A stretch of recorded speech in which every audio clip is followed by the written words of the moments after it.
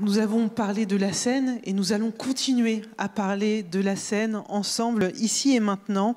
La Seine, être vivant, les enjeux juridiques de la personnalisation juridique des éléments naturels, récit d'une démarche exemplaire. Nous allons voir ce qui s'est passé du côté de la Loire. De la Loire, faut-il dire, ou du côté de Loire. On va en parler avec mes deux invités que j'invite à me rejoindre. Camille de Toledo. Je ne sais pas si mes intervenants sont là. Ils sont là, super. Camille de Toledo, donc vous êtes écrivain et entre autres, vous avez publié Le fleuve qui voulait écrire, retour sur une histoire qu'on a envie de découvrir et s'intéresser si elle peut parler à la Seine. Et puis Joëlle Zask, vous êtes philosophe, autrice, et parmi les livres que vous avez écrits, j'en cite quelques-uns, Art et démocratie, Participer, Quand la forêt brûle, et puis tout récemment, celui-ci, Zoocities, des animaux sauvages dans la ville. Donc on a parlé de la Seine il y a quelques instants.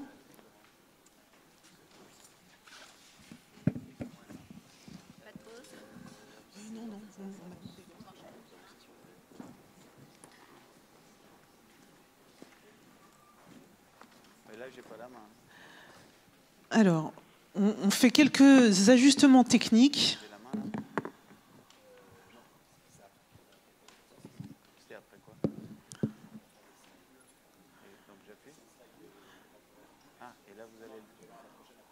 Voilà, ils nous lanceront la première image et après ça partira. Donc la Seine, être vivant, les enjeux juridiques de la personnalisation juridique des éléments naturels, récit d'une démarche exemplaire.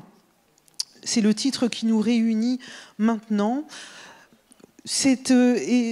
On a pu assister depuis quelques années, même quelques dizaines d'années pour certains endroits, en Amérique du Sud, en Nouvelle-Zélande, mais aussi aux USA, des droits reconnus à la terre, à des éléments du vivant. Et en France, qu'est-ce qu'il en est ? Et ça va être un sujet passionnant à explorer. Et j'aimerais commencer avec vous, Camille de Toledo. Donc je représente ce livre, Le fleuve qui voulait écrire, les auditions du Parlement de Loire, une mise en récit que vous avez assurée autour de ce processus. J'aimerais tout d'abord peut-être revenir sur les origines de cette démarche qui est née autour de Loire. Vous pouvez nous rappeler ce contexte initial? Qu'est-ce qui a été l'effet déclencheur? Oui, bonjour à toutes et à tous. Ça part en 2019. Il y a une agence culturelle qui est sur Tours, qui s'appelle le Pôle Art et Urbanisme, et qui est pilotée, orchestrée par Maud Le Floch, qui met en relation des artistes et des territoires, des approches aussi d'écrivains, d'artistes et de théoriciens, avec également des problématiques urbaines. Et ils avaient envie de travailler dans le sillon d'un quelque chose que Joëlle connaît très bien, qui est cet article de Bruno Latour, le philosophe, anthropologue des sciences, qui s'appelle le Parlement des choses. Et en fait, à ce moment-là, Maud Le Floch assiste à une représentation d'une pièce de théâtre que j'avais écrite, et notamment un de ses volets, qui s'appelle Les témoins du futur, où on m'avait demandé d'imaginer le monde en 2050, et plus particulièrement l'Europe, une Europe où l'entièreté des écosystèmes et des milieux, en tout cas des grands écosystèmes terrestres, continentaux, auraient accédé à la personnalité juridique. Il faudra quand même peut-être revenir un peu sur ce que c'est que cette personnalité juridique. Oui, évidemment. Je ne sais pas combien de temps on a, mais en tout cas, voilà. Donc, je ne passe pas trop de temps sur l'origine, mais voilà. Et elle voit cette pièce, ça l'inspire, elle m'entend en parler, puisque moi, j'ai un peu une triple formation, à la fois, disons, des matières un peu artistiques. J'enseigne les arts narratifs à Bruxelles, mais j'ai aussi étudié la science politique et le droit. Et donc voilà, et il y a ce point de convergence que je lui propose, qui est de lui dire, écoute, si vous voulez travailler sur qu'est-ce que serait un parlement de la rivière, un parlement du fleuve, il faut sans doute pas d'emblée basculer dans ce que certains artistes font, à savoir des dialogues interespèces, qui sont souvent assez maladroits, parce que alors il y a celui qui va prendre le rôle du ragondin, puis il y a celui qui va prendre le rôle du peuplier noir, et en fait ça fait pas beaucoup disons, avancer les choses, puisque précisément, on est là encore une fois dans un peu une histoire de l'appropriation. On donne des voix à des êtres, des formes de vie qui parlent d'autres langues que nous. Et donc, je lui dis non, il faut un processus instituant. Il faut s'appuyer sur le modèle des auditions parlementaires. Il faut imaginer que on n'est pas en 1848 avec Victor Hugo et Lamartine qui s'engagent dans un processus constituant, mais on est dans une écriture de loi collective qui doit mobiliser des citoyennes, des citoyens, et auxquels les associer, pour que chacun puisse redevenir en quelque sorte un législateur, une législatrice, et redonner en fait cet instrument assez formidable de l'écriture des lois, en sachant que les lois, c'est ce qui organise les termes de la vie commune, et notamment dans les lois en rapport aux objets du droit ou aux choses, eh bien le droit, c'est ce qui également organise en fait les termes de la relation entre les humains et les autres formes d'existence, de vie ou les autres formes du monde. Alors venons-en justement à la question du droit. C'est pour cela que je soulignais en introduction dans le livre, on ne parle pas de la Loire, mais de Loire, qui devient un nom. Alors je ne sais pas si c'est un nom, un prénom, en tout cas qui n'a pas besoin de ce le-là pour le définir. Et ce qui est intéressant, c'est que vous avez mené un travail dans ces auditions sur la personnalité juridique et vous dites... De toute façon, donner la personnalité juridique à une personne morale, par exemple, c'est une fiction. Donc, comment de cette fiction, on en vient à se dire, ben voilà, poussons le bouchon un peu plus loin. Alors, justement, donc, je vais vous dire un peu, je vais vous parler du point de source, en fait, la source que l'on a lorsqu'on pense avec le droit cette bascule, ce que j'appelle parfois le soulèvement légal de la Terre. On part souvent de Christopher Stone. Christopher Stone, c'est un juriste californien qui, en 1972, publie un petit article qui va être assez peu repéré, mais qui va être quand même repéré par un juge de la Cour suprême américaine. Et en fait, effectivement, il est face à une situation, je vais aussi la décrire assez vite, mais en fait, on a un peu là une scène primordiale. La scène primordiale, c'est celle qu'on a un peu toutes et tous aujourd'hui à connaître à une grande ampleur à l'échelle terrestre. Il a en fait une forêt de séquoias. Il a des associations de riverains qui veulent défendre la forêt de séquoia et il y a en fait un projet de la société Disney lié en fait à des achats de terre pour construire, enfin pour organiser dans cette belle forêt de séquoia une station de ski. Et donc le projet, c'est bien sûr de couper des séquoias, c'est-à-dire des arbres évidemment, comme vous savez, qui sont parfois plurimillénaires et qui nous regardent en fait d'une temporalité tellement haute qu'on a même du mal à se la représenter. Et donc il y a conflit. Et Stone observe ça. Et puis le procès va jusqu'à la Cour suprême. Et l'arrêt de la Cour suprême, finalement américaine, décide que non, les associations de riverains n'ont pas intérêt à agir parce qu'elles ne sont pas propriétaires des terres. Et donc la société Disney peut faire ce qu'elle souhaite de ces grands arbres. Donc notamment les couper. Entre-temps, la société Disney a abandonné le projet parce qu'elle s'est rendue compte que peut-être ça coûtait trop cher ou autre. Mais l'arrêt est posé comme étant une sorte de droit total du propriétaire sur ces terres. Et Stone, dans un cours devant ses étudiants qui s'ennuyaient un peu dans un cours de droit de la propriété, Catherine Larère, qui est une collègue de Joël, raconte ça très très bien dans la préface de « Les arbres doivent-ils pouvoir plaider ?» se dit, mais attends, qu'est-ce qui se passe si tout d'un coup on donne la personnalité juridique aux arbres? Et là, tout d'un coup, tous ces étudiants lèvent les yeux en disant c'est pas possible, qu'est-ce qui se passe, etc. Et donc il se met à travailler en fait à partir de là. Et il écrit ce texte. Et donc pour aller très vite, oui, il va décrire en fait, donc il y a une des structures majeures du droit occidental qui est la summa divisio. Je ne sais pas s'il y a des étudiants en droit dans la salle, mais c'est vraiment première année, deuxième année, on apprend, voilà, la summa divisio, c'est quoi? C'est ce qui va trancher entre des sujets et des objets. Moi, personnellement, à titre d'écrivain, enfin, comme écrivain, ça m'intéresse beaucoup parce que ça pose la question du lieu d'énonciation et qui a le droit de parler ou qui a le droit d'écrire. Donc, il y a des sujets, il y a des objets. Et en fait, ce que dit le droit et ce que c'est le droit et l'histoire du droit, c'est que cette frontière, c'est une zone trouble, comme dirait Donna Haraway. C'est-à-dire c'est une zone, en fait, grise où on peut passer. En fait, là où le droit tranche, c'est là où il y a sujet et là où il y a objet. Et Stone, dans son article, rappelle que dans l'histoire de cette double colonne de la summa divisio, en fait, il y a des êtres humains qui sont passés d'une colonne à l'autre. Il parle des Afro-Américains, des esclaves, en disant Oui, là, on avait des goods, ils étaient traités comme des biens, hein, des goods, et ils sont passés du côté des sujets après la modification de la Constitution américaine, après la guerre de sécession. Il va dire la même chose dans l'histoire des femmes, en disant les femmes étaient traitées comme des demi-sujets, des demi-choses pendant des siècles. Et puis, pareil, avec la lutte, avec une lutte sociale, on bascule d'une colonne à l'autre. Et là, en fait, on va ajouter un élément dans cette bascule de la colonne des objets vers les sujets. C'est le moment où les juristes se demandent si oui ou non les groupements d'actionnaires et les entreprises peuvent avoir le statut de sujet de droit. Et à la fin du 19e, ce n'était pas du tout acquis. Il y avait beaucoup de juristes qui disaient « mais non, c'est une fiction, nous on ne connaît que les personnes physiques qui sont adossées à un patrimoine. » Et donc une personne physique, un patrimoine. Accessoirement, un chef de famille, un homme, un patrimoine. Un foyer, un patrimoine. Et donc le droit coupait comme ça.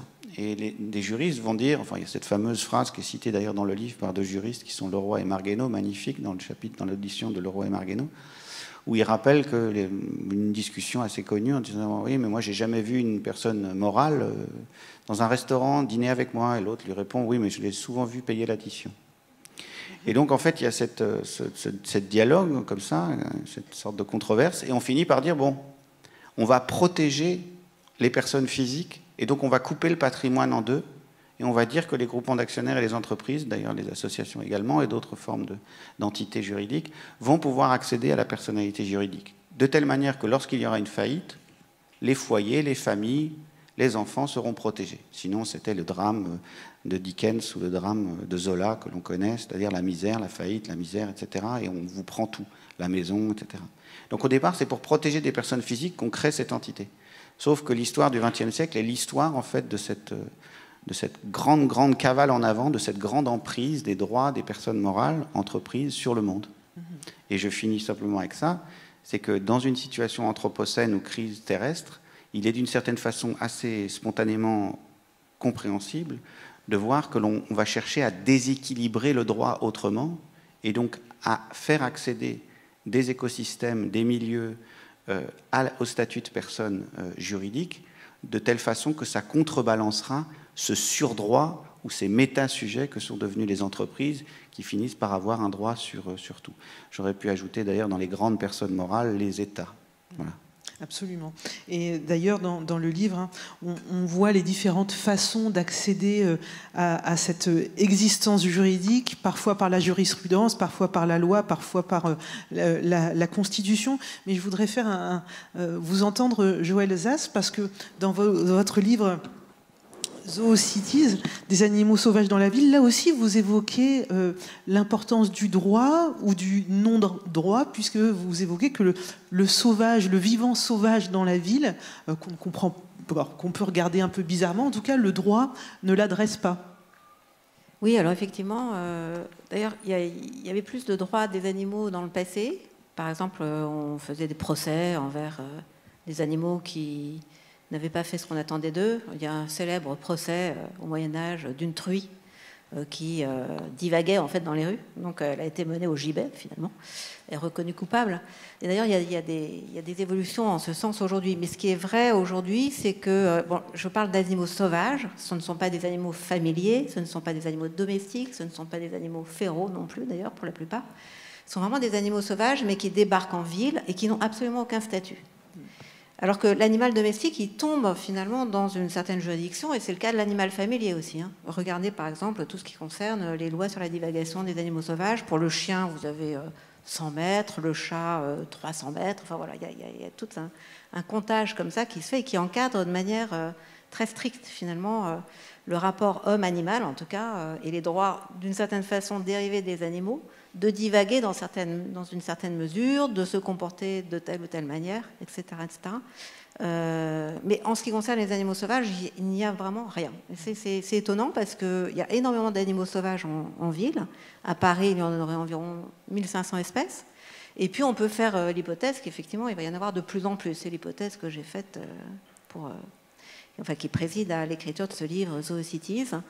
Alors, je ne vais pas expliquer pourquoi, mais ce qu'on peut voir sur le terrain, c'est que vous avez deux entreprises qui sont parfaitement florissantes aujourd'hui. C'est d'un côté les entreprises d'éradication des animaux sauvages, À partir du moment où vous les considérez comme des nuisibles, il n'est pas très difficile de les faire inscrire sur une liste de nuisibles. Et ça, c'est quand même un droit qu'ils ont. Hein. Enfin, on ne peut pas trucider n'importe quel animal comme ça, comme bon nous semble, indépendamment, en tout cas dans nos pays, de cette démarche qui consiste à les faire reconnaître comme nuisibles. Et on sait que la liste des nuisibles n'arrête pas de changer au fur et à mesure. Par exemple, les perruches vertes sont nuisibles dans certains pays, pas dans d'autres. En fait, elles le sont apparemment pas tant que ça. Vous voyez ces perroquets verts là, que tout le monde trouve particulièrement envahissants et croassants. Voilà, donc la liste se modifie très vite et en même temps, une fois qu'un animal a été déclaré nuisible, tous les coups sont permis. C'est-à-dire que la peine de mort, en ce qui concerne les animaux, n'est pas du tout abolie, loin de là. Et donc, un animal nuisible, c'est un animal qui est coupable de vous nuire. Et alors, on va le prélever, l'euthanasier, l'éradiquer, le déplacer, le piéger. Alors, il y a tout un vocabulaire. Et il y a surtout aussi toute une entreprise, on dirait un complexe industriel de l'éradication, qui est très, très florissant, mais qui est relativement aussi quand même sous un contrôle. Par exemple, vous pouvez empoisonner des pigeons, mais vous ne pouvez plus les attraper à la glu ou les tuer ou disons, risquer de les blesser en plaçant des pics sur le bord de vos balcons, enfin, et des choses comme ça. Donc il y a quand même des évolutions. Avant, les pigeons, on les étouffait en fait. On les stockait dans des grands containers, on faisait le vide. Bon, enfin bref. Donc ça, c'est interdit. Donc il y a des méthodes d'éradication des animaux qui sont particulièrement cruelles pour les animaux. Et donc l'idée qu'il ne faut pas les faire souffrir, même quand ils sont nuisibles, voilà, elle fait quand même son chemin. Et puis je dirais, de l'autre côté, mais je trouve que ça pose bien la question du droit, vous avez, alors là par contre, d'une manière très très sauvage, si je peux dire, toute une entreprise qui consiste à donner à manger aux animaux sauvages, qui consiste à en fait, à produire des aliments pour les animaux sauvages. Alors pensez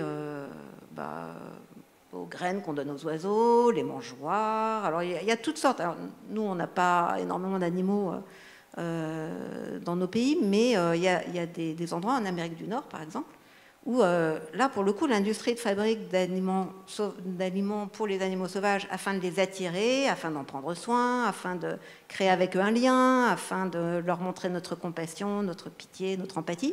Alors, et aussi développer finalement que l'autre industrie de l'autre côté, celle qui sert à les tuer.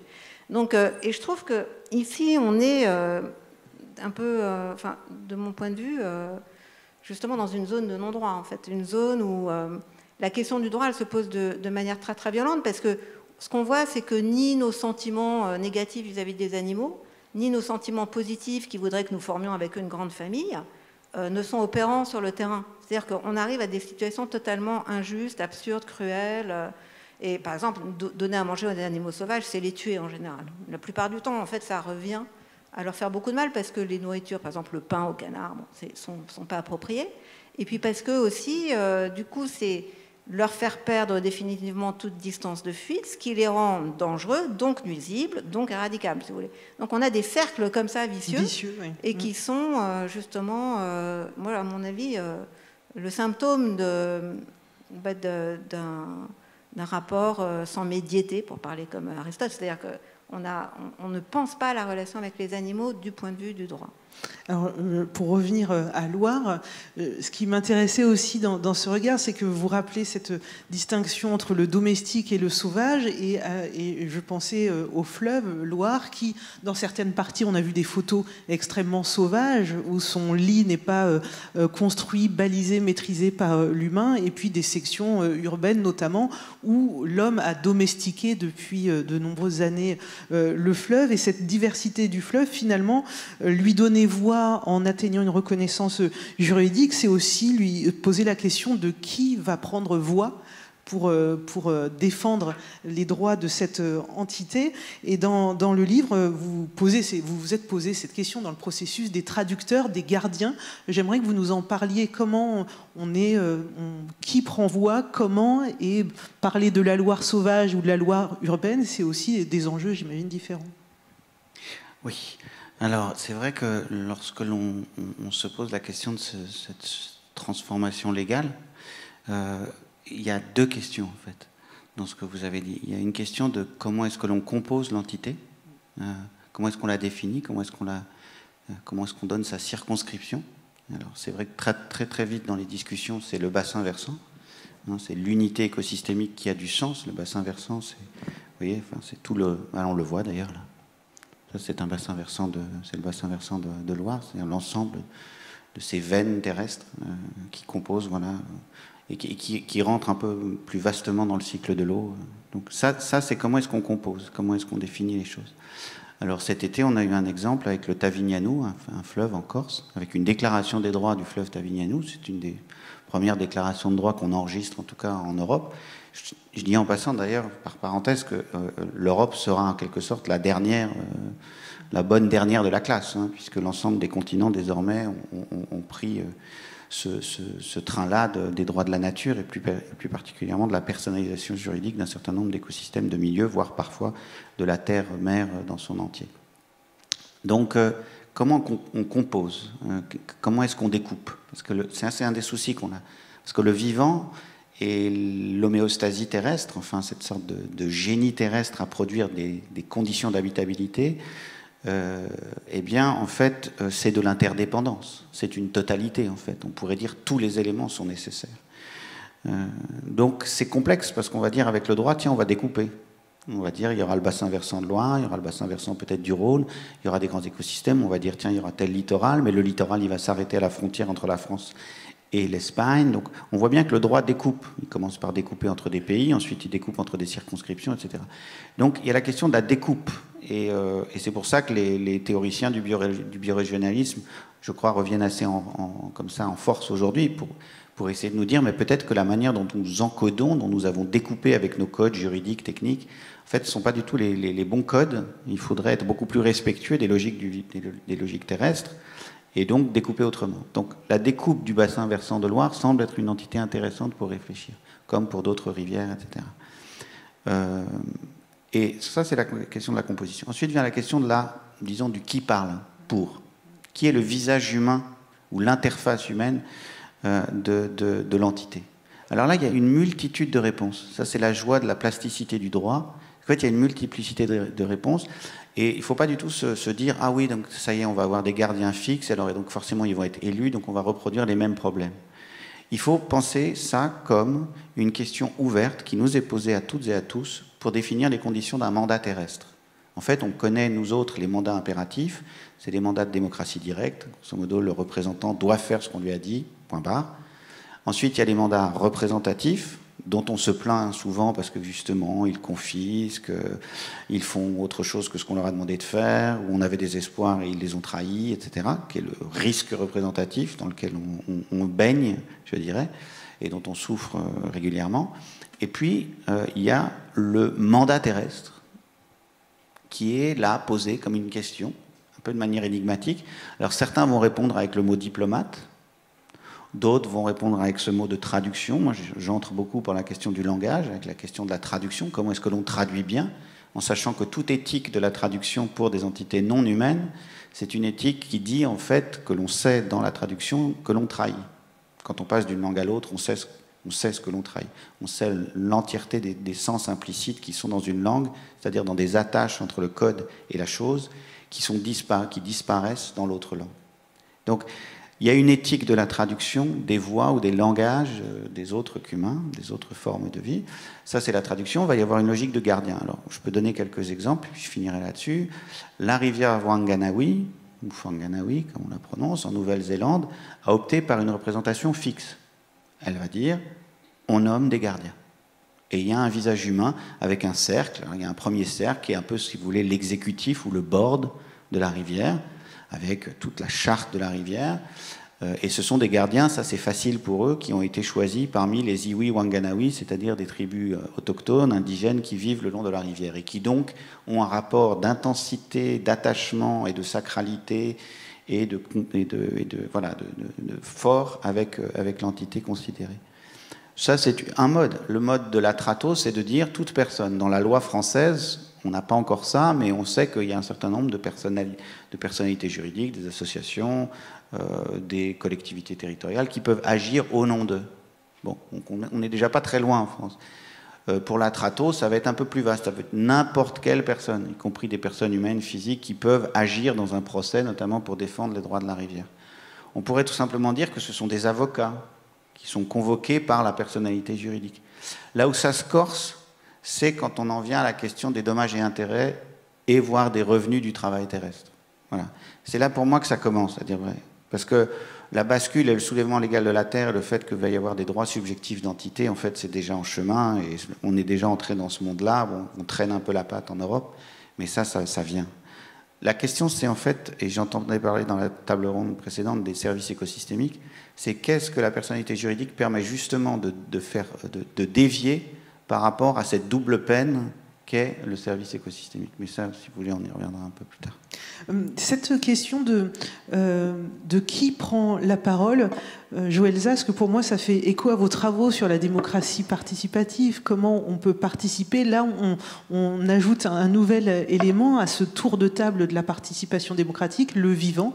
J'aimerais savoir ce que ça vous évoque, quelles problématiques ou quelles réponses ça peut apporter.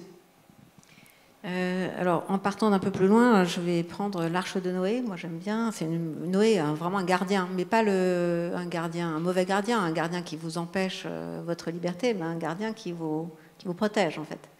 Et c'est assez intéressant parce que, précisément, je veux dire, si Noé est choisi pour construire l'arche et sauver ce qui reste d'une humanité à peu près juste et du monde animal du déluge, de la destruction, c'est justement parce qu'il connaît bien les animaux.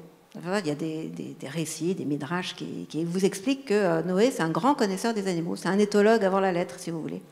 Et il y a une petite histoire qui raconte que c'est son fils, bon, ce sont des contes, qui aurait été le témoin du fait que, en fait, Noé, son père, ne savait pas ce que mangeait le caméléon, de quoi il avait besoin. Et il se trouve qu'un jour qu'il mangeait une pomme, et un petit asticot qui a sauté hors de la pomme, et le caméléon s'est précipité dessus, et du coup il a su ce que mangeait le caméléon, et il s'est mis à pétrir du grain pour créer un milieu propice au développement des petits vers, des asticots, afin que le caméléon reste en vie. Et je pense qu'il y a, d'une certaine façon, on pourrait définir, ce serait peut-être la définition d'Aristote, enfin, l'homme c'est un animal politique dans la mesure où il étudie la nature. C'est-à-dire que la mission, enfin, ce qui est spécifique au monde humain, c'est l'étude des animaux, en fait. Et ça, c'est une manière un peu spéciale de relire l'histoire de la philosophie et de la morale, mais en même temps, en fait, ça se vérifie de 1000 façons différentes. Et du coup, étudier les animaux, ça ne veut pas dire les mettre à la raison, leur arracher leurs secrets, ça ne veut pas dire... Alors, je dis les animaux parce que c'est le terrain sur lequel j'ai travaillé, mais je pourrais dire pareil avec les gens. Je veux dire, si vous allez étudier les quaquioutles, il ne s'agit pas de les mettre dans une cage, les montrer dans un zoo, les observer en leur ouvrant la bouche pour voir la taille de leurs dents, ou les décérébrer pour mesurer les lobes de leur cerveau. Si vous voulez. Ça s'est fait. Hein. Il y a des millions de pages qui ont été écrites justement sur l'étude de l'autre dans le processus de sa négation, l'étude du vivant dans le processus de sa mise à mort, l'étude de la personnalité dans le processus de la dissolution de la personnalité. Bon, voilà, ça se fait, si vous voulez, mais ça, c'est pas de la science, c'est pas ce qu'on appelle étudier. Donc, si vous voulez, l'étude du vivant, c'est une étude qui concerne des êtres qui doivent rester vivants, sinon il n'y a plus rien à étudier, sinon des projections de nos propres fantasmes. Et donc, ce que je trouve très intéressant, c'est comme Noé, en fait, on ne sait pas exactement où est la réponse, mais on peut dire le caméléon, il participe finalement à une situation qui devient finalement un objet d'étude pour Noé et qui en tire des conclusions. Après, il aurait pu se tromper, finalement, il aurait pu tâtonner, il aurait pu tester son hypothèse et se rendre compte que, ben non, c'était pas ça qui convenait au caméléon. Mais je pense qu'on peut penser la participation multispéciste, en quelque sorte, à partir du moment où on aménage des lieux, des expériences qui ne sont pas des destructions, à partir du moment où on aménage des conditions qui seraient propices, je dirais, à quelque chose qu'on pourrait appeler une relation dialogique, en tout cas qui seraient propices à des observations de modification éventuellement significatives pour l'avancée dans l'enquête, en quelque sorte.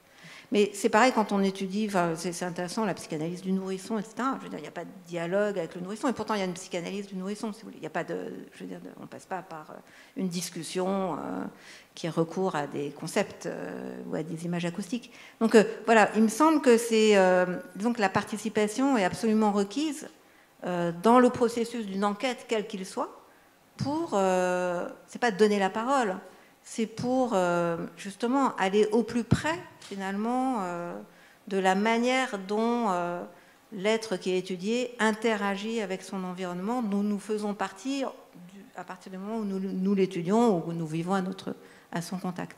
Donc je crois que c'est très politique en fait, dire voilà, que finalement dans une enquête, le point de vue de l'enquêté, le point de vue de l'enquêteur, d'une certaine façon, s'élabore au contact l'un de l'autre. Justement, Camille de Toledo, vous veniez de le dire, finalement les enjeux aujourd'hui ne sont plus sur l'arrivée de la personnalité juridique, ça va se faire, mais c'est ce qu'on en fait. Pourquoi ? Est-ce que c'est pour protéger Loire? Est-ce que c'est pour réparer Loire ou bientôt ensuite d'autres fleuves peut-être? Voilà, quelle finalité est poursuivie dans le processus du Parlement de Loire? Chose auxquelles j'ai pensé en lisant un certain nombre d'extraits, c'est que protéger le vivant, parfois on a su le faire au détriment de l'humain, où on a créé des parcs naturels, où on a extrait des peuples autochtones, où on leur a interdit la relation intime qu'ils pouvaient avoir avec les éléments du vivant. Donc voilà, c'est des questionnements que je me suis donnés. Protéger, réparer, qu'est-ce qu'on fait de tout ça? Merci. Bon, il y a une réponse en fait assez simple, qui est une réponse de démocrate, mais c'est de dire au fond, on a bien pensé au XVIIe, XVIIIe, au moment des révolutions politiques, ou disons des révolutions de la pensée politique des Lumières et autres, on a plutôt pensé comment est-ce qu'on essayait de mettre fin à l'arbitraire du souverain. Et on y a répondu en disant, bon, bah, il y a un bien qui aide en fait à définir le bien commun, c'est qu'il y a un principe de contradiction et de balance des pouvoirs. C'est quelque chose dans un sillon duquel on vit encore beaucoup aujourd'hui. Et comme les différentes bascules dans les sciences du vivant, dans les sciences de la nature, dans les sciences du système Terre, nous montrent que quelque chose est en train de se passer en fait sur la manière dont les humains abusent du monde, on voit qu'il manque un élément en fait dans le système de balance des pouvoirs. En fait, il manque quelque chose qui parle depuis du tout autre. Alors, bien sûr, c'est comment est-ce qu'on organise un parler depuis du tout autre, mais on a déjà en fait ça. Le droit est plein de ça de manière très pragmatique. En fait, comment est-ce qu'on organise le principe de contradiction dans un tribunal? Comment est-ce qu'on organise que l'exécutif, le législatif, le judiciaire ne s'empiètent pas les uns sur les autres et au contraire puissent se mettre plus ou moins comme ça en balance? On a en fait un système étendu de balance des pouvoirs avec un contre-pouvoir qui serait celui de la presse ou celui de l'opinion. Mais en fait, il commence à y avoir en fait depuis les années 60 la constitution d'une nature comme force sociale. C'est tout le maillage très serré des associations, justement des gardiens, des activistes, des combattants, mais qui ne sont pas institués en tant que tels. Ils sont en fait souvent disqualifiés ou requalifiés comme société civile.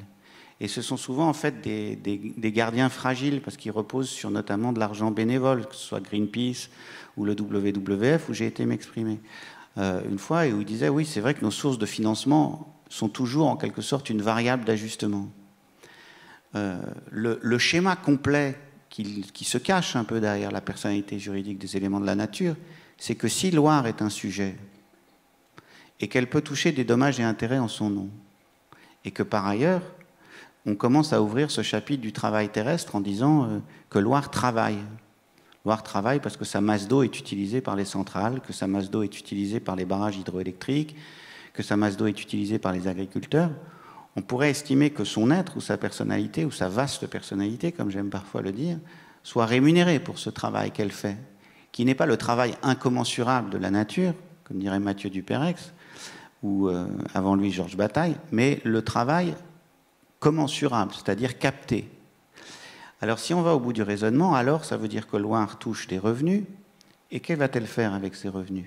Est-ce qu'elle va nourrir la bouche de quelques actionnaires? Non, puisque personne n'a la personnalité juridique. Et c'est là qu'on se distingue fortement du modèle qui est proposé par toute l'économie libérale et la croissance verte avec le terme de services écosystémiques, c'est qu'en fait, les revenus de Loire pourront servir à un certain nombre de projets, d'actions ou de défense, et ce sera à nous, les législateurs, de le définir. Si on décide que ça sert à Loire pour employer des avocats, pour défendre ses intérêts et ses droits, et si les droits de Loire, c'est de couler sans entrave, alors ça fait des conflits juridiques.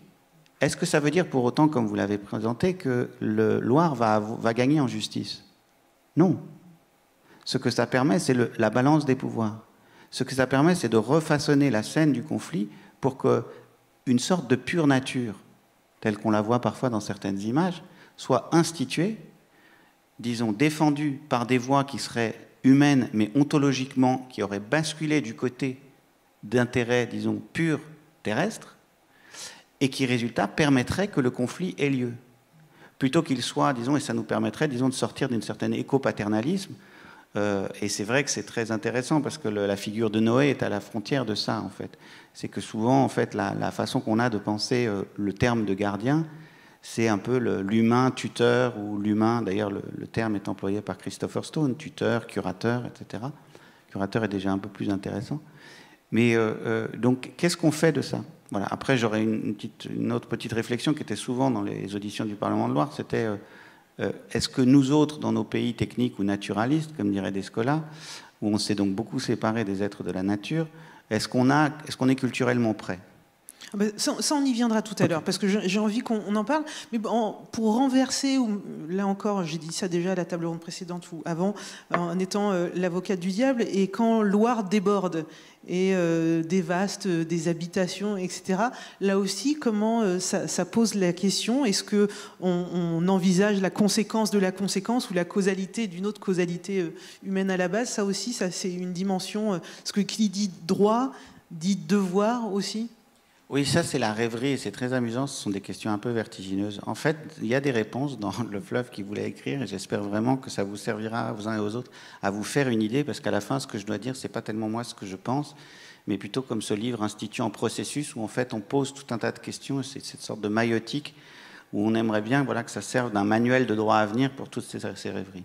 Une des réponses qui est donnée par le couple Leroy-Marguenot à cette question, c'est le droit est plastique et on a une chance en droit français, c'est que on peut penser des personnalités juridiques qui n'ont que des droits et pas de devoirs, comme on peut penser des personnalités juridiques qui n'ont que des devoirs et pas de droits. Et il mentionne à ce moment-là, et c'est très intéressant parce que je pense que dans les années à venir, ça va avoir un effet de feedback sur la question terrestre, il mentionne les discussions qui ont lieu parmi les juristes sur les robots et l'intelligence artificielle, qui sont en fait des entités de plus en plus intelligentes et de plus en plus autonomes, et qui en fait vont poser une question de droit à un moment donné, notamment les voitures qui se conduisent toutes seules. Et donc, qui est responsable? Et est-ce que l'algorithme peut avoir que des responsabilités et des droits, ou est-ce qu'on doit aussi penser les droits de ces machines intelligentes et autonomes? Et en fait, ils répondent ça. Ils disent, mais finalement, le plus juste, ce serait de penser que l'algorithme et les robots n'auraient que des obligations et pas de droits, puisque ce sont des artefacts humains, et que donc ça doit servir notamment des intérêts qui sont soit de la nature, soit terrestres, soit humains, mais que, par contre, les entités de la nature puissent être des entités qui n'aient que des droits et pas de devoirs. Donc, Loire n'aura pas forcément à rembourser les désastres de ses crues. Mais je pense qu'en tout cas, la réflexion, y compris dans l'économie politique terrestre qu'on pourrait voir naître de ces transformations légales, doit aller jusque-là. Parce que si Loire touche des revenus, voire même, pensez un instant, parce que c'est l'exemple que je donne parfois, parce que c'est une rêverie intéressante, qu'au lieu d'avoir été capté par différents bédouins du désert, en fait, les ressources fossiles en fait, avait été payé à la terre pour le travail millénaire accompli par les sédiments et la roche-mère, ça ferait une sacrée paquet d'argent qui serait terrestre, qui serait mis au service des intérêts terrestres. Or, on n'aurait pas des bédouins qui seraient devenus après, donc il n'y aurait pas, il y aurait pas il y aurait pas les investissements dans des hôtels de luxe, il n'y aurait pas toutes ces choses. Donc, ça ferait une bascule intéressante. Voilà. Et donc, pourquoi pas un jour que la terre, si la terre est vraiment payée pour tous les usages qu'on en a eus, pourquoi pas un jour servir, et c'est pour ça que je dis parfois qu'on pourrait très bien imaginer que Loire touchant des revenus puisse aider des agriculteurs à faire leur transition. Voilà. La question qui vient après, c'est donc vous êtes en train de remplacer l'État français par Loire. Mais c'est intéressant de penser ça. C'est intéressant parce que les intérêts de l'État français ne sont pas du tout les mêmes que les intérêts de Loire. Absolument. Et donc on a besoin d'une certaine façon, mais ça c'est moi qui parle, et ce n'est pas le livre, parce que le livre ne fait que poser des questions avec différentes personnes qui y répondent de mille manières, mais c'est intéressant de faire entrer ce tiers acteur qui est l'acteur de l'entité de personnalité juridique de la nature. Parmi les personnes auditionnées, il y a Valérie Cabane. Alors, je ne sais pas si on dit Cabane ou Cabanès, d'ailleurs. Vous devez savoir. Non. Moi, je dis Valérie Cabane, bref, qui a beaucoup travaillé sur la question de l'écocide, la reconnaissance de l'écocide, crime, délit. Peu importe, là, dans notre discussion, je me suis posé la question, est-ce que cette reconnaissance juridique était une étape essentielle pour qu'en France et en Europe, on sache aller plus loin jusqu'à la reconnaissance de la personnalité juridique d'un élément du vivant? Écocide, est-ce que l'écocide est une étape qui avance vers la personnalité juridique? Pour vous, on pourrait avancer sur la personnalité juridique des éléments du vivant sans qu'on soit passé par cette étape de l'écocide. Joël Zask, là-dessus, c'est un sujet sur lequel vous avez travaillé, le lien entre écocide et ethnocide, et j'aimerais qu'on l'évoque parce que c'est important dans ces allers-retours qu'on puisse aussi ouvrir des portes. Oui, alors effectivement, j'ai un peu réfléchi à cette question au sujet des méga-feux, auquel j'avais consacré un livre il y a 2 ans. Et parce que c'est très frappant de voir le parallèle finalement entre, disons, la destruction de la forêt, la destruction des peuples qui vivent dans la forêt. Enfin, alors, je dis la forêt parce que mon travail portait sur les grands feux de forêt. Et de fait, on peut tisser énormément de liens entre écocide et ethnocide. Alors je prendrai un exemple qui me semble assez inaugural. D'ailleurs, on pourrait déjà parler des Landes en France. C'est pas la peine d'aller toujours très loin pour trouver un peu sous son nez ou dans notre voisinage des crimes tout à fait extraordinaires.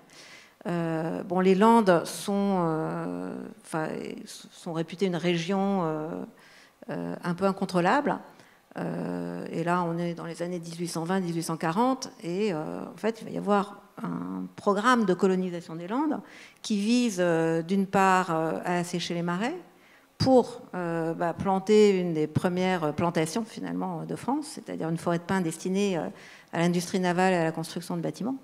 Et par ailleurs, notamment de la construction des villes dont le baron Haussmann a besoin parce que lui, il est en train de coloniser, c'est le terme qui est utilisé, le centre-ville, les centres-villes des bourgades, des agglomérations jugées également incontrôlables. Voilà. Et en même temps, clairement, c'est aussi un pas vers le contrôle de la population. Or, il se trouve que la population landaise, c'est une population qui est aussi un peu parmi les fondateurs ou les fondatrices d'une certaine tradition socialiste, qui est tout à fait, je dirais, anti-gouvernementale, pour une forme assez fédérale, autogouvernée, autogérée, un système de communes, un système très libre finalement de consultation populaire, etc., etc. Et donc il va y avoir vraiment une mainmise sur le pays qui va se traduire par la destruction finalement de l'environnement, qui est l'intermédiaire ou le maillon par l'intermédiaire duquel le peuple lui-même landais est détruit. Donc, alors, il y a beaucoup de choses à raconter à cet égard. On peut faire évidemment des corrélations très très fortes, les géographes pourraient le dire beaucoup plus précisément, entre justement l'organigramme politique, la mainmise politique d'un gouvernement ou d'un pouvoir sur une région et sa transformation physique en fait. Il y a un autre exemple qui est assez frappant, c'est Fordlandia. Je ne sais pas si vous en avez entendu parler. Fordlandia, là on est en 1910 et c'est Ford en fait qui a besoin de produire du caoutchouc pour alimenter ses usines de pneus aux États-Unis. Et donc, il va faire défricher au kérosène 1 million d'hectares de forêt au Brésil. Et qui, en même temps, c'est toujours le cas avec Daewoo aujourd'hui,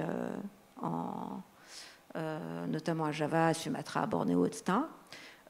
Donc, il va repousser, exproprier la population locale, et par ailleurs enfermer les Indiens, ou voilà, les Amérindiens, ou voilà, les autochtones, je vous laisse le choix du terme, donc les enfermer dans une ville prétendument modèle, où ils n'ont pas le droit de boire de l'alcool, ils n'ont pas droit aux femmes non plus, ils n'ont pas le droit de sortir, ils ont des horaires de travail fixes, ils ne peuvent pas manger leur nourriture habituelle, mais uniquement du corned beef et des aliments qui viennent directement des États-Unis. Donc ça crée une espèce de désastre à la fois naturel et culturel, si vous voulez, qui sont vraiment les deux faces d'un même processus. Je crois que c'est important de voir que la destruction des environnements naturels, la destruction de la nature, la destruction des vivants, comme on dit, c'est aussi d'ailleurs des destructions de non-vivants, mais c'est surtout des destructions aussi de cette espèce de relation symbiotique qu'il y a entre des cultures et des natures, c'est-à-dire entre des peuples, des civilisations, des habitudes, des traditions, des bâtiments, des histoires qu'on se raconte, des histoires qu'on transmet. C'est tout ça qui est détruit avec un environnement qui disparaît. Donc c'est pour ça que écocide et ethnocide, à mon avis, sont des notions qu'on peut corréler de manière extrêmement étroite. Alors, avant que vous ne puissiez poser des questions à nos invités, j'aimerais qu'on évoque, il y aurait des tonnes de choses à dire, mais une thématique qui m'a particulièrement intéressée, vous alliez y venir, je crois, Camille de Toledo, c'est que finalement, toutes ces auditions sont aussi venues travailler nos rapports que nous avons avec le non-humain qui nous entoure, avec le vivant. Et d'ailleurs, il y a une audition, ou un chapitre en tout cas, consacré à la question de l'animisme. Vous parlez même d'institutions animistes. Est-ce que vous pouvez nous dire ce que vous avez capté en travaillant ce sujet-là, lors des auditions ? Oui, bien sûr. Et dire encore une fois que ce livre est vraiment processuel et d'ailleurs celles et ceux qui m'ont accompagné dans ce travail, qui étaient là dans la commission, qui sont la chambre d'écho aussi de toutes ces questions qui naissent, et voilà, donc c'est cette sorte de droit dynamique en train de s'écrire. Donc l'animisme moderne, d'abord je dis moi parfois, mais là ce n'est pas dans le livre, mais que en discutant, c'est vrai, le capitalisme est extrêmement animiste. Je parlais tout à l'heure de la manière dont les entreprises à la fin du 19e siècle ont été animées, c'est-à-dire qu'on leur a donné la personnalité juridique. En fait, et ça rejoint d'ailleurs une phrase de Bruno Latour au début du livre, nous n'avons jamais cessé d'être animistes, nous n'avons jamais désanimé le monde, mais c'est tout son travail sur les puissances d'agir des choses. Mais c'est vrai qu'on a une capacité à vivre dans des régimes d'envoûtement, y compris capitalistes, où en fait des choses, voire des abstractions, ont une capacité d'agir qui est proprement stupéfiante. L'argent étant parmi la fiction produisant des effets de réel la plus stupéfiante, avec des effets de croyance, des effets de foi, etc.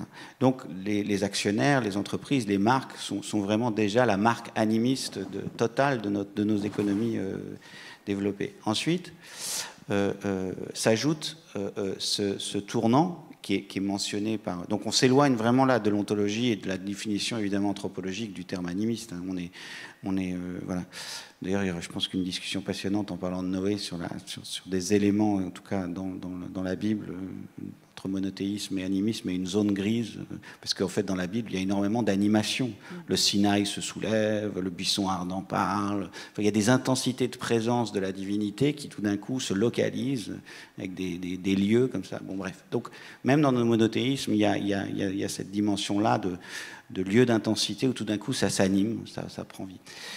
Mais sinon, vraiment pour en revenir au contemporain, donc oui, ce soulèvement légal terrestre participe d'une animisation ou d'une réanimisation de nos mondes, en tout cas des mondes non humains, qui étaient traités comme des choses, des objets, et qui sont en train de basculer dans la colonne des sujets. Là, on retrouve la Summa Divisio, ça c'est un. Deux, il y a l'audition qui est cruciale pour moi, qui est celle de Marie-Angèle Hermite, qui depuis maintenant une quinzaine d'années, elle raconte ça. C'est l'avancée de cette notion qu'elle travaille d'animisme juridique. Et donc, c'est vraiment avec ces yeux-là et ces outils-là qu'elle regarde ça, qui est un animisme du droit moderne, en fait, qui est une sorte d'hybridation entre le droit moderne et des systèmes de croyances qui seraient plutôt indigènes, autochtones, comme on le voit dans le Wanganawi. J'ai noté que dans Ranimer les braises du vivant, Baptiste Morisot parle également d'animisme scientifique, Et c'est là où c'est très intéressant, c'est qu'il ne s'agit pas de faire parler la rivière ou de l'incarner spirituellement ou d'avoir recours à de nouvelles divinités qui seraient un retour du paganisme soudain dans nos sociétés monothéistes ou techniques. Ce n'est pas du tout ça dont il s'agit. Il s'agit de comprendre avec les yeux de Bruno Latour que la science ne cesse de traduire des éléments naturels depuis que la science expérimentale 16e, 17e s'impose. Donc en fait, on est déjà dans ce rapport comme ça d'animation. Et donc l'animisme juridique tel que Marie-Angèle Hermite le décrit va, vraisemblablement, c'est déjà ce qu'on a vu sur le Covid et sur tant d'autres crises, va produire des collectifs ou des alliages un peu particuliers entre des expériences sensibles d'attachement, des luttes pour défendre des milieux, des écosystèmes ou des formes de vie, et des savoirs scientifiques. En fait, ce que disait Joël, et c'est parfaitement juste, c'est que nous avons une oreille de plus en plus fine pour entendre d'autres langues, d'autres langages. Ça commence de manière avec la vulgarisation, avec ce livre qui est Comment les arbres, la vie secrète des arbres de Peter Folleben. Ça, c'est la version très grand public de ça. Mais après, il y a Eduardo Kohn, où il y a des anthropologies, et puis il y a tous ces outils. Nous, on a eu une audition avec une biologiste qui nous explique comment elle peut écouter les anguilles et jusqu'où elle peut les entendre, et comment est-ce qu'elle peut justement traduire en fait la vie anguille, et donc cette perspective anguille. Donc ça va être rassemblé dans une chose qui grandit par ailleurs en philosophie, qui a aussi une histoire, qui serait une sorte de perspectivisme étendu. En bref, il n'y a plus une perspective humaine posée sur le monde, mais il va y avoir une multiplicité de perspectives, un perspectivisme étendu, avec différentes focalisations qui vont s'incarner avec des personnalités juridiques distinctes. Notre question, évidemment, c'est est-ce que oui ou non, ça répond à la crise terrestre qu'on a à connaître. C'est un peu ça, en fait. Parce que sinon, ce n'est pas vraiment la peine de se lancer. Ça, c'est pas trop entre mes mains. Mais moi, c'est pour ça que j'ai demandé à des économistes de chiffrer ce que ça représenterait, en fait. Le transfert de revenus, s'il y avait un revenu terrestre, sur le travail qui est accompli par des éléments naturels, quel transfert on pourrait imaginer sur la première année. À l'instant T, si on claque des doigts, on dit, en fait, l'ensemble des grands écosystèmes terrestres accèdent à la personnalité juridique et ont dans leur statut la possibilité d'engranger des revenus et donc de conclure des contrats, ce qui est logiquement une prérogative de la personnalité juridique, alors qu'est-ce que ça donne comme transfert de revenus? Et donc qu'est-ce que ça donne comme puissance d'agir terrestre? Voilà. Alors, je vous invite à vous manifester pour poser des questions, pour en savoir plus sur le processus ou comment cela pourrait se reporter ou inspirer une démarche séquanienne, on pourrait dire ça comme ça. Alors, je ne vois pas de main, donc je commence avec une première question. Les derniers propos de Camille de Toledo, Joël Zask, évoquaient ces perspectives multiples, ce collectif, et dans votre livre, vous parlez de nouvelles alliances. Est-ce que ça, pour vous, ça fait écho ou le fait que moi je fasse ce lien, je suis à côté de la plaque, comment vous envisagez ces nouvelles alliances? Oui, alors déjà, l'alliance, c'est pas un contrat, c'est pas une promesse, c'est pas un pacte, donc ça ne suppose pas de relation symétrique.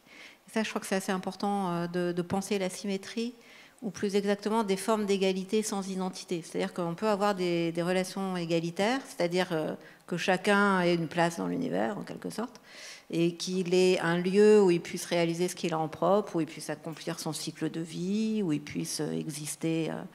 le temps qu'il lui échoit. Et ça me semble...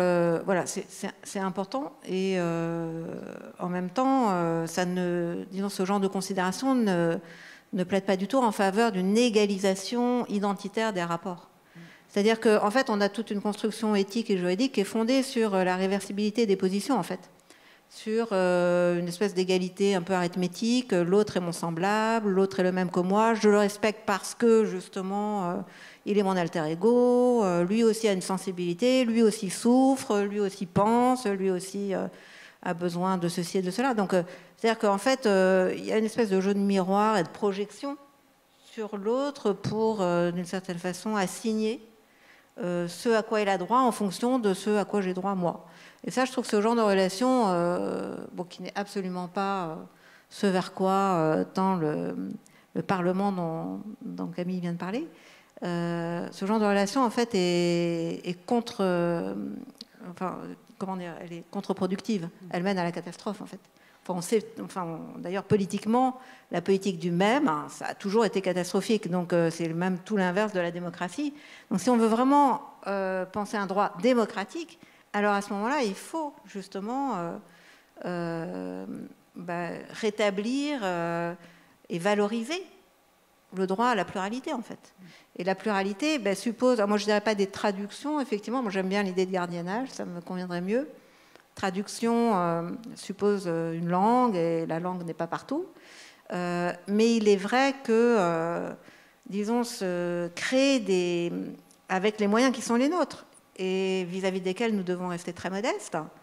Il n'y a pas si longtemps, on ne savait même pas que nous avions besoin de notre microbiote ou qu'il était composé de telle ou telle façon. Il n'y a pas si longtemps, on ne savait pas que les excréments, par exemple, jouent un rôle absolument fondamental dans les écosystèmes vivants, etc. Enfin, bon, en fait, si vous parlez avec un scientifique, il vous dira qu'on connaît quelque chose comme 2% du fonctionnement du cerveau aujourd'hui, et encore.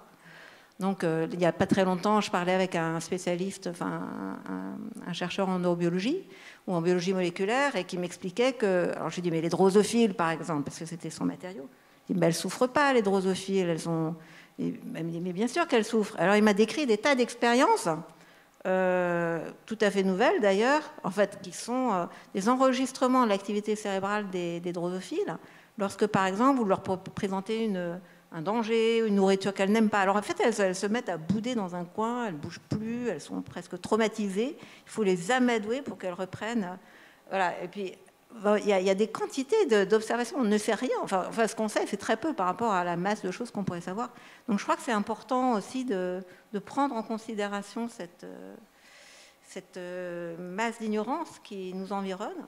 Et donc d'imaginer justement des dispositifs, des manières de percevoir, des manières d'intensifier nos perceptions aussi, comme on le fait beaucoup en art d'ailleurs, puisque je crois que une école d'art, ça consiste aussi justement à éduquer la perception, puisque en fait on ne sait pas, on ne perçoit pas grand-chose naturellement, en quelque sorte. Donc voilà, d'intensifier nos perceptions et notre imagination de manière à créer des conditions où on va pouvoir observer des choses qu'on n'a jamais observées, en fait, avoir un regard neuf, en fait, sur les choses. Donc c'est pour ça que je crois qu'il y a effectivement une proximité entre la démocratie, disons, étendue, inclusive. C'est-à-dire qu'on peut vraiment penser démocratiquement à nos relations avec des êtres non humains. Voilà. Il y a une question dans la salle. Donc le principe, vous vous présentez, et puis une formulation concise, s'il vous plaît. Merci. Donc je suis élu à Petit-Quevilly, une commune juste à côté. J'ai une question pour chacun des intervenants. La première, c'est l'économie politique de cette nouvelle économie politique. J'ai du mal à la concevoir, puisque vous parlez de monétarisation, et derrière moi, monétarisation entraîne marchandisation, et j'ai du mal à comprendre en quoi cette monétarisation remet en cause et le capitalisme et le libéralisme tel que vous l'avez donné. Et je vais aller plus loin, est-ce que ça ne va pas dans le sens que l'on voit, que ce soit monétarisation des marchés des droits pollués, monétarisation des utérus pour la location des services, et de me dire, voilà, pourquoi pas monétarisation des services rendus par la loi. Et une question toute naïve, on oppose, et à juste titre, l'impact des êtres humains sur le milieu naturel, mais voilà, et là je vous soumets à la deuxième intervenante, un petit problème qu'on rencontre en tant qu'élu local, on reboise, et le problème alors on s'est battu pour avoir du terrain, et quand on a le terrain, le problème pour ces jeunes arbres, c'est les chiens. Et donc comment les chiens qui viennent manger les troncs, et donc on est face à la fois à deux êtres des animaux, des arbres, et les droits opposent non pas les humains à ces êtres non humains, mais deux non humains entre eux qui, dans l'espace urbain, peuvent être antinomiques. Le pitbull qui mange le tronc et l'arbre qui veut pousser. Merci à vous pour ces questions. On commence peut-être sur la question de la monétisation et la remise en cause de la pensée du service écosystémique. Et voilà, c'est un sujet intéressant. Ouais, merci beaucoup. Je pense d'ailleurs que les questions finalement sont assez liés. Mais, en fait, déjà en amont, la personnalisation juridique des éléments de la nature en fait, se pose lorsque l'État n'est plus un bon gardien ou a failli dans sa mission de gardien de l'intérêt général ou de l'intérêt des communs naturels. En fait. Je prends souvent un exemple de la loi forestière suisse, qui est une bonne loi parce qu'elle a commencé au XIXe siècle, après qu'ils aient déforesté de manière massive, et il y a un pan de la montagne qui est tombé parce que les racines ne tenaient plus la montagne. C'est vraiment du Aldo Léopold dans le texte. La montagne est tombée, elle a englouti un village, donc le village a été détruit par le glissement de terrain. Et donc à ce moment-là, c'était un premier événement anthropocène déjà, et ils se sont rendus compte que peut-être en fait il fallait dessiner une loi forestière. Et qu'est-ce qu'a fait cette loi forestière ? Dans les termes de la loi forestière, elle va dire qu'il y a un capital, on peut l'encoder en termes de biomasse. Il y a un capital de la forêt, et en fait on doit exploiter que l'intérêt du capital. Ça dit deux choses. Ça dit que lorsque, l'État ou ces différentes agences sont des bons gardiens, il n'y a pas forcément besoin de passer par ce que je vous décris là. La deuxième chose que ça dit, c'est qu'en fait, ça fait depuis très très longtemps qu'on emploie le langage de l'économie politique pour se rapporter à la nature. En fait, comme on s'inquiète aujourd'hui de la modélisation de la nature, mais la nature, depuis les premières révolutions industrielles, même on pourrait remonter au néolithique, est une nature extrêmement monétisée. En fait, et donc, l'idée qu'on va aller trop loin, on est déjà allé trop loin. La brevetabilité du vivant et son acceptation par la Cour suprême au début des années 80, c'était déjà pousser plus loin encore l'emprise du capital sur le monde naturel. Donc ça, c'est ce qu'on a à connaître. Il y a vaguement quelques zones sanctuaires, et après je reviendrai à la sanctuarisation. Est-ce que ça peut permettre justement la personnalité juridique ? Ça peut en fait servir des logiques de sanctuarisation, d'espace sauvage. Mais bon, je vais faire un peu la boucle, là, je vais essayer de la faire rapidement. Le service écosystémique, c'est quoi ? Ça, c'est déjà dans les rails, à Davos, à l'OMC, tout ça. L'idée d'ailleurs qui était donnée, c'était curieux, à la table ronde d'avant, c'est cette idée qui est totalement du marché, qui est de dire oui, mais on n'a pas pris en compte les intérêts de la nature parce qu'on n'avait pas donné de valeur. Donc le marché l'a détruit. Donc si on donne une valeur, on va en prendre soin. Alors les deux exemples du service écosystémique, un exemple qu'on m'a donné récemment, que je trouve ça assez fabuleux, c'est des apiculteurs canadiens qui descendent le long de la côte ouest américaine et qui vont louer le travail de leurs abeilles pour polliniser des plantations en Californie. Donc ils louent le travail des abeilles. Donc en fait, dans ce modèle-là, le travail des abeilles est un travail esclave. D'accord ? C'est comme les esclaves. C'est un travail esclave, et le destinataire du profit ou de la facturation, c'est l'apiculteur. Donc c'est un intérêt humain. Accessoirement, si c'est une exploitation, il va avoir intérêt statutairement dans son entreprise, il va avoir intérêt à faire des profits. Ne serait-ce que pour réinvestir, acheter des nouvelles machines, enfin on connaît tout ça très bien. La comptabilité l'organise très bien, ça. Donc c'est ça que je disais, que c'est la double peine, le service écosystémique, parce que ça monétise, ça internalise. On croit que, résultat, les intérêts humains vont s'associer à des intérêts non humains, mais en fait, à la fin, le destinataire, et la nature est toujours au travail esclave. Un autre exemple, c'est un propriétaire terrien le long de la Loire qui va permettre que une partie de son champ se serve de bassin d'extension. C'est-à-dire, il y a une crue, il y a des pluies cévenoles, comme en ce moment. Tout d'un coup, il y a une crue, et on voit que Orléans va être touché, que Tours va souffrir. Donc, qu'est-ce qu'on fait ? On ouvre des digues. Et là, donc, l'agriculteur va dire, moi, je loue mon terrain comme service écosystémique, et la Loire peut déborder dans mon champ, et j'ai pas de récolte pendant tant. Mais j'ai cette contrepartie financière. Là encore, le destinataire du service écosystémique, c'est le propriétaire terrien. Maintenant, on bascule dans dans l'autre scénario, mais on en est très loin. Je pense qu'à dire vrai, il ne vaut que de manière spéculative, parce que avant que des gens acceptent ça, des majorités, les marchés et les traités internationaux acceptent une logique pareille. C'est maintenant, voyons le statut de la Loire comme personne. Le statut de la Loire, il est non-profit. C'est la Loire en son nom propre qui touche les revenus. Et donc, après, on va décider ce qu'elle fait, la Loire, avec cet argent. Et là, pareil, si on décide que justement c'est que des choses qui vont dans l'intérêt, disons, pur des écosystèmes, logiquement, il n'y a pas. C'est-à-dire que cette monétisation dont vous parlez, en fait, elle ne fait simplement reconnaître qu'une chose, c'est qu'il est plus facile d'imaginer la fin la fin du monde que la fin du capitalisme, et qu'on ne va pas sortir de la logique de l'argent, et que les logiques, disons, de sanctuarisation. Mais à la fin, ce qu'on peut proposer, c'est que le statut de Loire lui permette également de racheter des terres. Mais pas pour des logiques de développement, précisément, mais pour sanctuariser. Donc on voit bien qu'en fait, on n'arrive pas à sortir de cette logique de l'argent. On voit qu'il est naïf de penser que la nature, en fait, est préservée des logiques de monétisation. On voit que dans beaucoup de cas, depuis les transformations libérales des années Thatcher, l'État est un mauvais gardien, qu'il y a des emmêlements entre des intérêts privés et des intérêts étatiques qui sont de plus en plus grossiers. Et donc c'est là où le surgissement de ce tiers-acteur vaut, en tout cas de manière spéculative, pour se dire qu'est-ce que ça change si je fais rentrer ce tiers-acteur non marchand, qui aura pour statut de ne défendre que des intérêts terrestres. Voilà, j'espère que ça répond à votre question de manière méditative. C'est une autre branche. C'est vraiment c'est une toute autre histoire.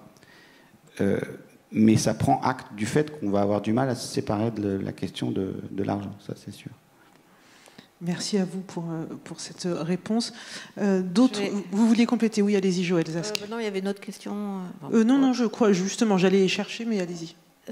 Oui, non, vous parliez de la contradiction entre l'arbre et le vivant, entre deux êtres non vivants. Je ne savais pas que les pitbulls s'attaquaient aux arbres, enfin, c'est une question très intéressante parce que, à laquelle je ne suis pas forcément bien armée pour répondre, mais parce qu'elle va se poser à plein de niveaux différents et elle appelle toutes sortes de réponses, en fait, très très différentes aussi. Et justement, enfin, déjà, un premier niveau, c'est de dire que clairement, l'évolution des espèces n'est pas un long fleuve tranquille et qu'à l'échelle de la nature, comme le dit François Jacob au début de son livre, je crois que c'est la première phrase sur le darwinisme, le nombre d'espèces existantes est infime par rapport au nombre d'espèces qui a existé. Et donc, les espèces disparaissent. Voilà, ça, c'est quand même...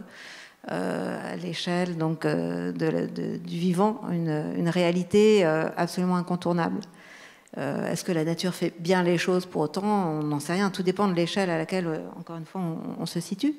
Mais ce que vous diront d'autres, en particulier un certain courant du biomimétisme, c'est que même si, jusqu'à présent, tant bien que mal, disons, les choses ont été leur cours. Aujourd'hui, on est quand même dans une nouvelle situation. Il y a quelque chose de nouveau. C'est-à-dire que, en fait, la vie apparaît, en gros, il y a 4 milliards d'années, et jusqu'à présent, elle se maintient. Et qu'il y a dans cette durée hallucinante une espèce de vérité dont on doit s'inspirer, en fait. Je veux dire, même si des espèces disparaissent, même si ceci, même si cela, même si d'ailleurs, si on se situe à l'échelle humaine, de la vie humaine, même si depuis 1,6 million d'années, les humains, les premières espèces humaines, Homo erectus, mettent le feu à la nature, ce qui a causé la disparition de la grande faune, ce qui a causé la disparition de toutes sortes de végétaux, ça a eu des effets, évidemment. Mais on peut dire qu'un certain équilibre a été trouvé depuis 1,6 million d'années. Or, c'est cet équilibre qui est vraiment en péril aujourd'hui. C'est-à-dire que si tant est que Anthropocène, c'est un sens, alors à ce moment-là, il faut se dire, mais non, mais là, on est vraiment dans une période qui met en jeu la vie elle-même. Enfin, donc, il me semble que la question de la coopération ou de la conflictualité entre les espèces, elle va... Bon, je n'ai pas de réponse du tout, mais je pense qu'elle va recevoir des réponses très différentes suivant le niveau et l'échelle auquel on se situe. Maintenant, au plan de l'aménagement, je dirais de l'aménagement au sens de ménagement, au sens de faire le ménage, je citerai les aborigènes d'Australie, parce que je les ai pas mal étudiés justement en ce qui concerne les feux de forêt. Et eux pratiquent des feux dirigés depuis quelque chose comme 50 000 années, et ce qu'on appelle écobuage, feux d'entretien, etc. Et les pratiques auxquelles ils se livrent, en fait, ils leur donnent pour nom country cleaning. En fait, ils font le ménage du pays, en fait. On peut dire d'ailleurs que le pays ou le paysage, c'est un peu la résultante d'un ménage. Alors un ménage, ça veut dire aménager, ça veut dire ménager, ça veut dire faire le ménage, nettoyer. Et ce qui est très intéressant, c'est que leurs pratiques sur le terrain, d'ailleurs ça serait la même chose en ce qui concerne les forestiers corses ou les paysans méditerranéens, en tout cas ceux qui savaient y faire avec la nature, c'est qu'ils gèrent la biodiversité.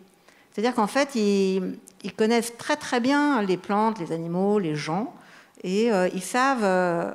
comment dire, par exemple, régler leur flamme un peu, enfin, le feu, la qualité du feu et son intensité, comme vous allez régler le feu sur votre gazinière. Si vous voulez, il y a au moins 15 ou 20 termes aborigènes pour désigner les feux suivant leur qualité et leur moment. Donc, si vous voulez, en faisant tel type de feu, ils vont ils vont attirer tel type d'animaux, ils vont être favorables à la pousse de tel type d'aliments, ils vont réintroduire la biodiversité là où elle tend à disparaître à cause d'une sécheresse prolongée et choses de ce genre. Et donc, il y a tout un entretien du paysage en faveur de la biodiversité et pas en faveur de son exploitation, qu'il faut absolument, un peu comme Noé sur son arche. En fait, il entretient la biodiversité, il est là pour ça. Et donc, c'est cette dimension-là, on a tendance un peu à l'oublier parce qu'on associe les activités humaines à des activités destructrices. Mais ce n'est pas toujours le cas, loin de là. Donc, voilà, donc je trouve que ça serait... quand on plante des arbres, bon, il y a des choses à faire pour protéger les jeunes sujets... afin qu'ils puissent grandir et devenir plus forts. On a une nouvelle question qui arrive.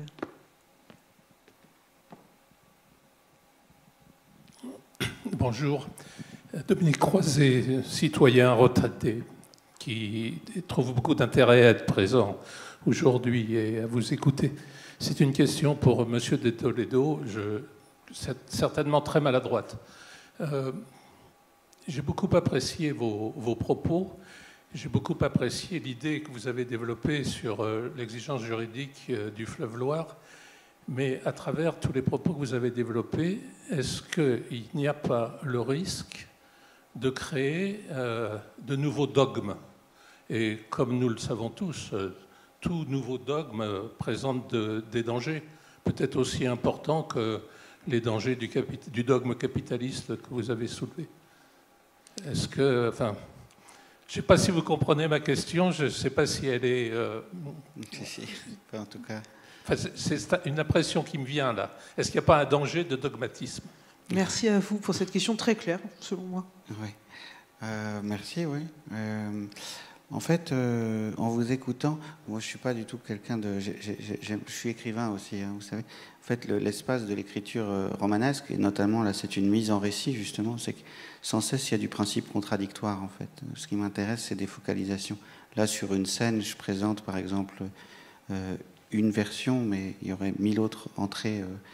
Et donc, ce qui va nous intéresser, c'est ça. Mais ce que j'ai à dire sur cette question, et pourquoi j'essaye de vous les partager avec vous, c'est que Anthropos sapiens, en fait, sa fatalité ou son tragique, c'est précisément qu'il est devenu le gardien.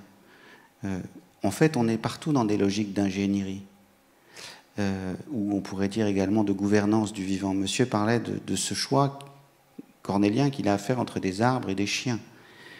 Mais à un autre niveau, c'est entre les intérêts du fleuve, les intérêts des poissons. En fait, à la fin, c'est d'une certaine façon des entités humaines qui vont avoir à choisir, que ce soit un juge, que ce soit l'intérêt général et l'État, que ce soit, etc. Mais en fait, on est devenus de grands ingénieurs terrestres, et il va se poser de plus en plus de questions de gouvernance, en fait. Quelles sont les règles? Et plus, en fait, on a un éventail large de règles possibles, plus, justement, le souverain que nous sommes, vous parliez de citoyens, vous êtes citoyen, plus on a un spectre large, plus on a des options. Là où on n'a pas d'option, c'est qu'on est obligé de se poser la question de notre ingénierie, en fait. Il y a une phrase de Mathieu Duperrex dans le livre où il dit « Nous sommes devenus des agents de maintenance », particulièrement à l'étape de la crise terrestre et de l'augmentation du niveau des océans et autres. En fait, on va être face à des questions de maintenance partout. Et donc, on va avoir des arbitrages. Et la question de la loi en fait partie. Comment est-ce que l'on organise les termes de cette gouvernance, de cette ingénierie, en fait? Et c'est là que ça entre, cette question. C'est que ça met de l'eau, en quelque sorte, à nos moulins, là où, en fait, d'autres ont déjà répondu pour vous, et pour nous, et pour moi également, hein, puisque, en fait, cette histoire des services écosystémiques, ça fait déjà depuis... Moi, ce qui me passionne, c'est que l'habitation humaine, c'est des encodages. Et en fait, il faut qu'on se remette à cette question des encodages. Comment est-ce qu'on encode? Parce que sinon, on laisse ça, disons, à des techniciens de surface, et qui, en fait, organisent les choses, mais sans proposer des options. Alors qu'en fait, on a intérêt à multiplier des scénarios. Il y a, comme dans ma parole, il y a le scénario d'un État bien réglé qui gère l'intérêt général. Il y a l'État défaillant, comme en Colombie, où tout d'un coup, des jeunes générations disent « moi, l'Atrato, j'en dépends », et des populations indigènes, la rivière Atrato, j'en dépends pour vivre. Si on me vole cette rivière, on me prend ma vie. Et donc, ils ont été devant les tribunaux. Ils ont obtenu la personnalité juridique de l'Atrato, au nom des générations futures. On a un conflit de temporalité entre des intérêts terrestres qui sont des intérêts de long terme et des intérêts court-termistes qui sont des intérêts du capital ou de l'accumulation ou de l'extraction, etc. Et comment est-ce qu'on va organiser ces choses ? De quels outils on dispose ? Qu'est-ce que ça signifie de dire que la nature est devenue une force sociale ? Qu'est-ce que ça change dans la définition de nos parlements ? Qui devrait être dans nos parlements ? Est-ce qu'on ne devrait pas avoir des gardiens qui seraient justement des représentants du temps long ? Quel type de balance des pouvoirs on organise ? En fait, quand je parlais au début, et je finirai là-dessus, sur le fait qu'il y avait une comparaison dans l'approche des parlements de Loire avec la question constituante de 1848, c'est qu'à l'issue de la pensée des Lumières, et Descola n'a pas dit autre chose dans un article du Monde où on l'interrogeait, c'est qu'à l'issue des Lumières, il y a eu une révolution politique où on a changé l'encodage. On a encodé autrement la représentation. On a dit maintenant la représentation c'est le peuple, on a défini le peuple, on a défini la nation, on a défini des députés, voilà. Et puis après il y a cette économie politique qui est née de différentes révolutions bourgeoises du 19e siècle. Ça c'était un changement d'encodage. Ça a produit un certain monde. Mais on a la responsabilité de cet encodage. Et donc lorsque Descola disait, voilà, en fait, il y a eu telle bascule des idées au 18e qu'il a fallu changer les codes pour qu'il y ait de l'égalité, de la liberté, puis après ça a été toute l'histoire des droits politiques. Aujourd'hui, ce que l'on voit, c'est que, à la lumière de ce que l'on sait des sciences du système Terre, de l'Anthropocène, de la crise terrestre et d'autres données que l'on a aujourd'hui sur ce qui nous arrive, on est obligé de changer les encodages assez massivement.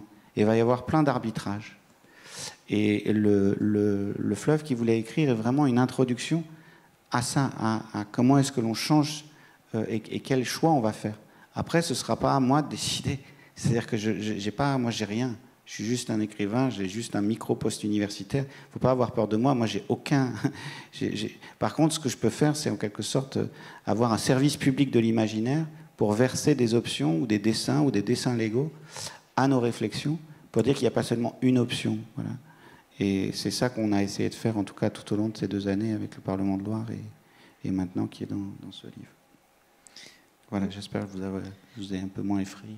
Merci pour cette réponse et je vous informe dès maintenant que cette idée de service public de l'imaginaire, je l'utiliserai dans la table ronde suivante. Elle me sera utile. Vos 2 livres ont ce point en commun, c'est qu'ils invitent à changer, démultiplier les perspectives, à trouver d'autres encodages. Et un de ces mouvements proposés, Joël Zask, dans votre livre, c'est de passer de ville à cité. Et j'ai envie que vous en parliez parce que pendant ces 2 jours du Forum de la Résilience, on a beaucoup parlé de métropole, de tissu urbain, de projets urbains, des villes de demain. Donc j'ai envie qu'on puisse partager ce choix des mots et ce qu'il sous-entend pour vous. Oui, et donc rapidement, en fait, je dirais que la ville... historiquement, c'est ce qu'on appelle la murée, d'ailleurs, au Moyen-Âge. Elle s'est toujours construite contre la nature, contre l'environnement extérieur, contre l'ennemi. Il y a des fortifications, alors, historiquement, qui peuvent correspondre à repousser la nature, repousser les ennemis, repousser tel ennemi. Paris a connu 7 séries de fortifications, le périphérique étant peut-être sa 8e. Et donc, en fait, en même temps qu'il s'agit de repousser l'extérieur, et ceci dans un projet finalement de construction d'un univers unispéciste, d'un univers spécifiquement humain, c'est-à-dire d'un univers qui est constitué de telle manière que l'homme en tant qu'homme réalise sa nature, c'est-à-dire s'élève progressivement vers la civilisation avec un grand C, développe sa spiritualité, etc. Donc en même temps qu'on repousse l'extérieur, on va faire régner à l'intérieur un ordre assez particulier qui est justement cet ordre qui va se marquer sur le terrain. On peut parler d'un ordre géométrique, d'ailleurs, pour la plupart des cas qu'on connaît, et qui va conduire finalement les utilisateurs ou les usagers ou les habitants de cet ordre à être menés quasiment malgré eux sur ce chemin qui les amène en fait à quitter la Terre, qui les mène à voyager vers les cieux. Pensez à la tour de Babel, par exemple. La tour de Babel, c'est l'archétype de la ville. Vous voyez Mumford, enfin voilà, il y a tout un courant d'historiens, si vous voulez, de la ville qui, justement, sont très, très sensibles au fait que la ville, comme le disait Illich aussi, ou Guedes, c'est la grande colonisatrice, si vous voulez.